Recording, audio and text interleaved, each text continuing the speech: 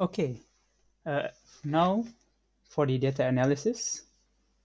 As you can see, this is before I begin showing my Python code and talk about it step by step. I'd like to briefly go over the software algorithm. So first of all, like when we load the data into Python, basically it loads up all the relevant libraries, and then it will read the CSV file, where in turn it will sort into the data of X, Y, Z, and W, which will go for like filtering to reduce the noise using Savitsky. But since we don't know exactly what specific thresholding, as in like the window size of the data and the poly order we need for the filtering, hence we have like just a test, just to put a certain number and then just test and plot it first, and then we check, okay, if the noise reduction is good or not. If it is good enough, we can just continue to the next part. If not, determine the activities, whether the activity was a static activity or was it dynamic. Then another estimate of a threshold can be put in. Then you can move on to the next one, which is to calculate the standard deviation and the mean for the height setting for the line we need to indicate like where our threshold is. And the find peaks function will be applied to find the notable peaks that would translate into a stat. And other than that, the input of the height ascertained from here will be input into the code, and an appropriate distance estimate will be put first, and then we plot the data and see if the distance between the peaks are they good enough. If they are not, you have to repeat the process again, input a new distance number, test it again, and see if it's okay or not. If it's okay, we can move on to the next one, which is we basically keep the final graph as the result that we want, and from there we can see the indication of where the peaks are, and the number of peaks will be printed on this Arduino. Sorry, apologies, on the Python um, monitor, as well as on the graph itself. And the results can be compared with the video analysis, and finally it can be input into a final report. Okay, so now we will be moving on to the Python code itself. This is our PyCharm, as you can see. I will go over line by line first, then I will talk about, and then I will show you the results. First of all, the pertinent libraries that we need will be the matplotlib, the basically for plotting, statistics for counting like the mean, standard deviation, import CSV so that Python will be able to read what CSV files are, math, so basically for like any sort of mathematical complexities, and numpy or numpy for if I'm not mistaken will have something to do with the peaks. And finally, we have here as well, we have this scipy.signal where we can import the Savitz-Golay filter. This is very important because it can reduce the noise and can help us find the peaks using the find peaks function over here. Okay, moving on. So we begin with opening the file. So the first activity was called walk carpet. Basically, just walking on a carpeted floor. .csv. And this reader basically shows that, okay, reader equals basically Python read the CSV file. Okay, so Python reads CSV file and skips the headers. So that means it skips the headings of X, Y, and Z and time. So it will straight away go to the numbers for these set arrays. And the W I'll talk about a bit more later. And for row in reader, basically it is basically a for loop. We tell Python to create for these for as long as the XYZ data goes, append or add them into the arrays that we have defined here. And we have this equation here to define our W. W is basically is like taking somewhat of kind of like an average or something. No, not really average, but like kind of like the best data, kind of like data from all three, combining them together to have like its own separate array. And the reason why we have the W is that it's useful when we don't know exactly the orientation of our accelerometer on the device. So this would be a really good approximate compared to like going to trial and error to see X, Y, and Z individually.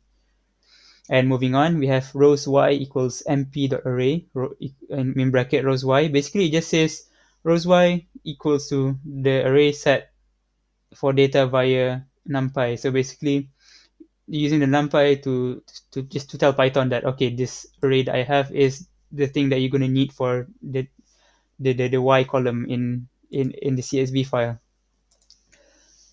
And finally, we have this final data, which will be used a lot on the plotting. We define it as the filter x2, which basically means the data from the Y data is filtered by the Savitz-Golay, and it's filtered twice from the first layer and second layer. And this is our window size, which means it will take a value, like all the values between 153 data points for each time, and it goes by the poly order of 7. Okay, other than that, like moving on, we have this mean and standard deviation of the data we have from the filtered Y data. The reason being so that we can have an equation to define on what our height is. This height is kind of important because when it's like defining where the threshold line is.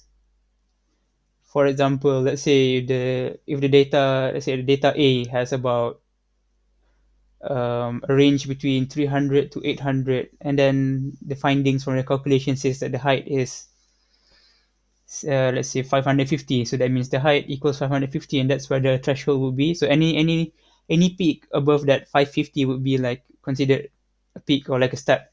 And this distance, it means that like the distance between the peaks, like 50 data points between each peaks, for example. And then we have here like when we print, this will tell this will run in the Python monitor to say like okay, we have such and such amount of peaks inside our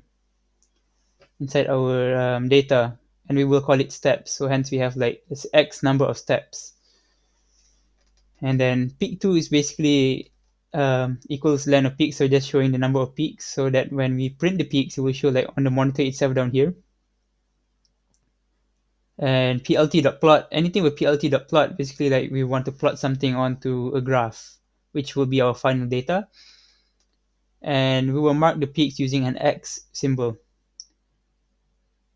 And the filtered data will be given a name, filtered Y data, as the name suggests, and the color of the filtered data will be green by default.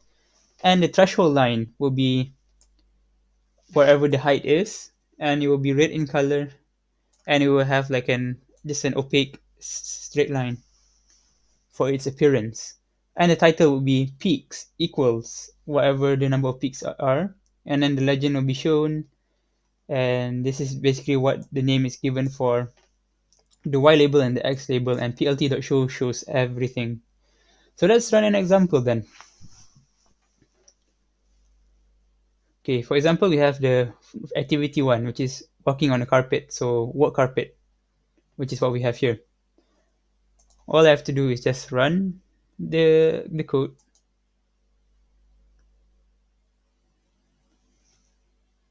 and wait for a result to pop up. And as you can see, we have like 46 steps. When we walk, we both, like left and right foot. In the video, we had like about 100 steps. And as you can see, we had like 46 steps. Like something maybe not, like something's not right, I suppose, right? So like if we look in through here, there must be some possibly any false positive or false negatives. And for example, like when you see these peaks here, the ones that are not marked as a peak, even though they're kind of like peaking here, this is what we call as the true negative, or the data that we know that it's negative and it's true, it is negative, as Python also confirms it. And what we have here is a true positive, where it is actually a step, and it is confirmed to be as such. And this is the threshold line that I was talking about, and it is set to be mentioned here 564.151. And another true negative value here, another one over here, and here this might possibly be a step actually, but it's not detecting it as a step. Hence, this is possibly what you will call as a false negative. That means it's not negative, but it's falsely, we can say, falsely accused as negative. All right. Whereas a false positive, and these two are also true negatives, but it can also possibly be a, what do you call it, false negative, depending on when we look through the video, like by each second. And there are other peaks as well with the same case. And probably it's not really that obvious in this graph, but like a false positive is when it detects something as a positive, but you know that it's not a positive by looking at the peak patterns, or just by looking at the video. But before I get into the false positive, let's just look at this. Like peaks equals 46, but we had like about 100 steps. Maybe we can fine tune it a bit by changing the distance to be, let's say, 43. And when we run it once again, there we go. We have 50 steps, which looks a lot better, you could say.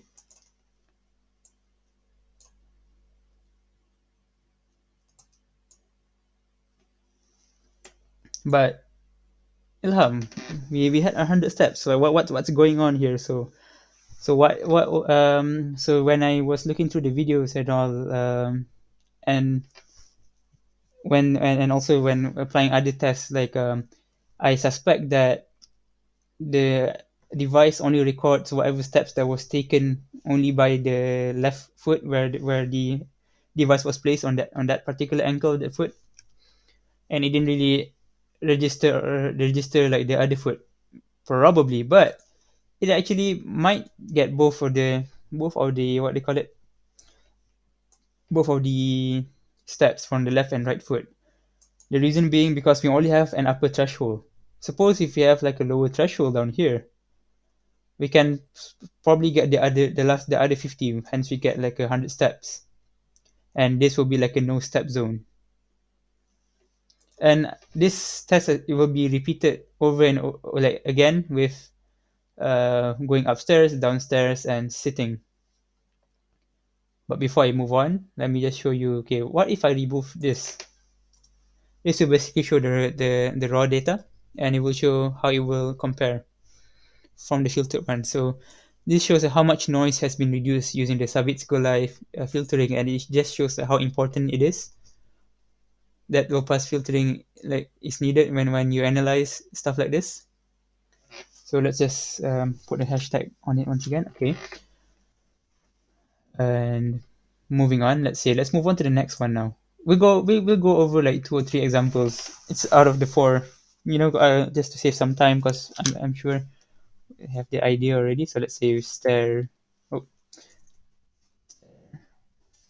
let's give like stare up, which basically is walking upstairs. This is unusual actually. Like we have like the peaks are actually 14. When I was looking through the video, and let's say we're just accounting for half of the steps, right?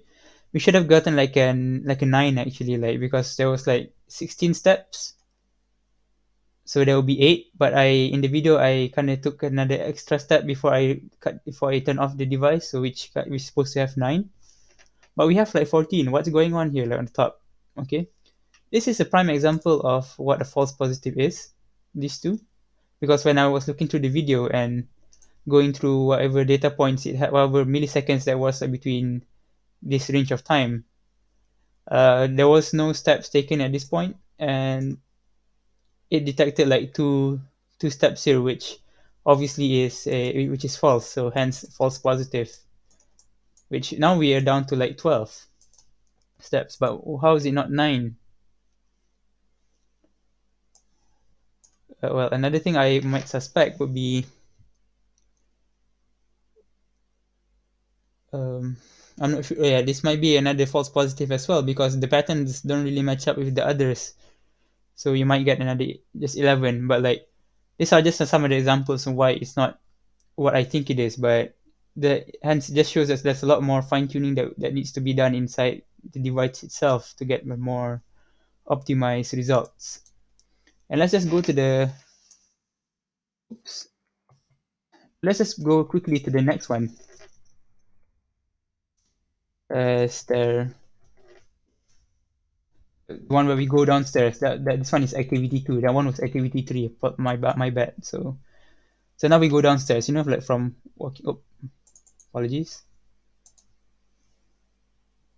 Okay.